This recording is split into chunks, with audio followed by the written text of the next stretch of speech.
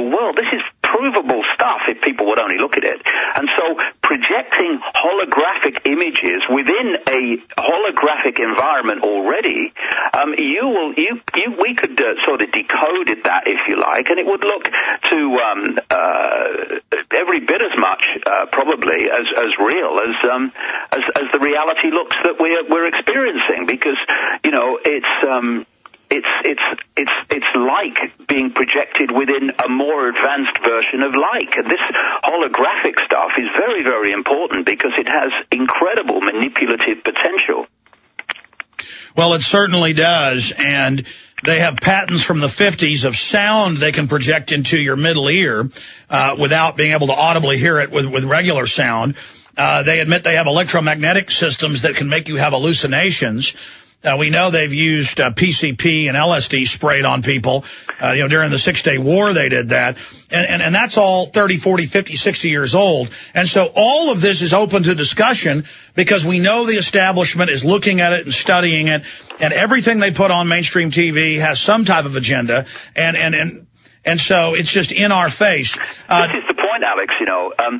They know. The inner core know that the human body is a biological computer system which we use to experience this reality, much like a spacesuit on the moon or whatever, but obviously a much more sophisticated expression of that theme. And so they are manipulating us in the knowledge that it's a computer system. And these things you're talking about now, projecting sound on a certain frequency that is not audible to the conscious mind, projecting information into the mind, projecting instructions into the mind, perceptions into the mind, they know what they're doing. No, DARPA admits. They know it's a computer and they know how to manipulate it. We need to understand that. Yeah. And this is the other point, is that one of the most foundation ways that you manipulate a population is to suppress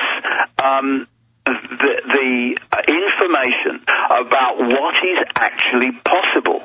Because if you can suppress people's perception of what is possible, then when you use technology and techniques that are much beyond what you have programmed the population to believe is possible, they will immediately think, if I believe it, it's non-human, or I'm not going to believe that they're using this technology when people like you and me say it, because it's impossible. You can't. They limit people's horizon. Can't do it. They limit. They can. Mm-hmm. We're almost out of time, David. This has been an amazing interview. We appreciate you joining us. I want to get to some phone calls. Okay. Martina in Iowa, you're on the air. Go ahead.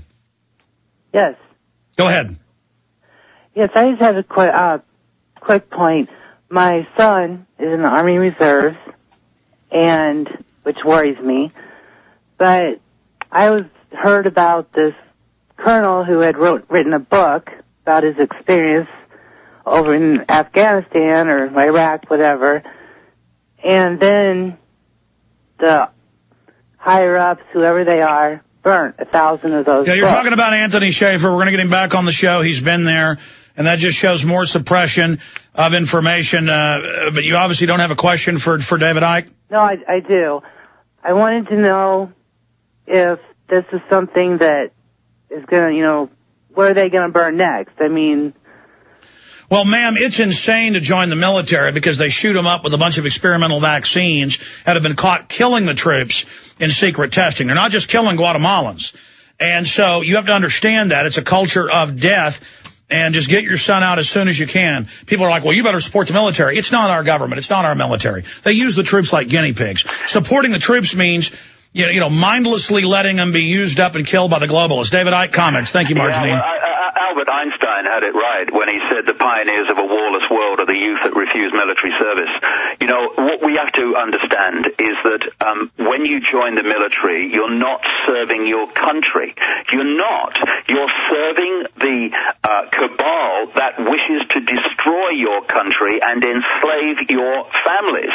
That's what you're there for, and you rightly point out, you're also there as in a closed environment, and anyone that wants to experiment in terms of drugs of various kinds to see the effect and all the rest of it, you want a closed environment. You want a group of people that you can observe, which without too much change. This is why, funnily enough, they use a lot of islands with small populations to do their experiments of various kinds, because again, you've got an observable population that doesn't change too much, and that's why the military are perfect guinea pigs for this stuff, and that's what you're signing for. You are not there to serve your country. All right, let's go to another call. Serve those who are trying to destroy your country, and that applies to any country in the world. Peggy in Indiana, you're on the air. I liked his comment about ancient Sumer, and there's one more fact that I do know about that time that may add some insight. When Sumer was first started, and for hundreds of years after that, they did not feel as he had described the people of Sumer feeling, and then people from that area, down to the present, being sort of not worth anything. They had a different viewpoint. It was more of they had a goddess-centered religion, more so than the later. And it didn't change until they were conquered by one of the steppe peoples. And after that, it was completely different, and then their society slowly died.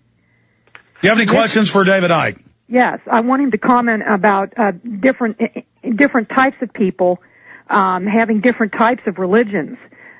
Some peoples can live for, I think I've made that. Okay, well, thank you, Peggy. Comments on what she said? I can say this, Alex.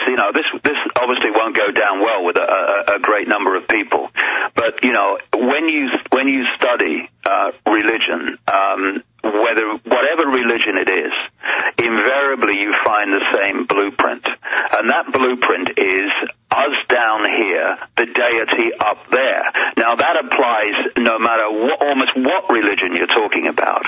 And the dynamics is we're down here, we're either sinners or we have to do whatever Allah wants, or we have to do whatever Yahweh wants and all the rest of it. And then you have a middle men and woman, mostly middle men section, which is telling you what the deity wants you to do and what if you but Jesus said get rid of the middlemen, the Pharisees, the Sadducees, and pray to God, communicate with God by yourself. Exactly, and what I'm talking about in the books that I write is that we have a direct connection with what I call infinite awareness. People call that God, whatever they like. The name doesn't matter. It's what it is. It's what it stands for. It's the infinite potential. Well, I see Revelations accurately predicting everything that's happening. I know you would say that was predictive programming being laid down, but regardless, I see the New World Order system attacking Christianity first and foremost. And in my instinct, in my gut, I know it's the truth. But there's the false modern man's Christianity. I have nothing to do with that. We'll be right back with David Icke. More of your calls. Stay with us. Jack in Illinois, you're on the air. Go ahead. Hi, Alex and David. It's an honor to speak with both of you. David, I'd like to thank you for being instrumental in my awakening. I'd like to make 2 quick points. One is that from my research, ETs are benevolent for the most part, and so they are going to probably mislead us with a false flag alien attack. I don't even use the word alien. I use the word ET. I would suggest if you haven't talked to, or mentioned Dr. Stephen Greer at cseti.com, he's an excellent source. All right. The most important thing, David, I would like to have you expand on and talk about the fear and how fear plays into the hands of the dark hat. Okay. Thank you. Briefly. Well, I think some are benevolent and some are neutral, and I think there is a force that is extremely negative, and that's the one behind the control system, and that's the one that won't be talking about in their fake disclosure, which will be a load of nonsense to divert attention. In terms of fear, yes, of course, once you're in fear, you give your power away to anyone you think can protect you from what you've been manipulated to fear. The whole system of control is based on fear, and fear equals I have no power. It's just another extreme way of saying that. You have no power, you don't express any power, you're a slave. All right, quickly, Naomi in Hawaii, you're on the air. Go ahead. Hi, I'm calling to see if David Icke will be coming back to Hawaii soon. Well, that's funny because I've just had an invite, which I've not yet replied to because it's just crazy here at the moment, and I shall reply. Yes, I'd like to. So the answer is almost certainly yes. And funnily enough, Alex, I'm coming to America in 10 days. I'm talking in New York on October 17th in Times Square, Nokia Theater, and then I'm going on the next weekend, October 23rd to San Francisco. And the Nokia Theater is big. I mean, you've gone from 15 years ago talking to groups of 20 to talking to 2,000. Well, the Nokia Theater is almost full in terms of this coming 10 days now, not much more than that. But so if people want to come, they have to be quick. And San Francisco is a big theater, too. And it's amazing all over the world now. I've been asked to go to the Ukraine. I'm coming next year to Mexico, and all these different countries I've never been into before. It's going. It's happening, Alex. It's very, very encouraging. Naomi, anything happening on the other side? Mm-hmm. Naomi, anything else? No, just thank you so much. Thank you, Naomi. I'll see you in Hawaii someday then, maybe. All right. Thank you. I'm sorry the other callers were flat out of time. The Jesse Ventura exclusive interview is coming up in about T-minus 2 or 3 minutes. But David, you've talked about all these issues, and so much what you talk about I can document. Some of it, I know is from your research, but I mean, regardless, so much what you talk about is now, becoming so mainstream. All I know is the government and the media are hyping that aliens are real. I think they're going to stage something.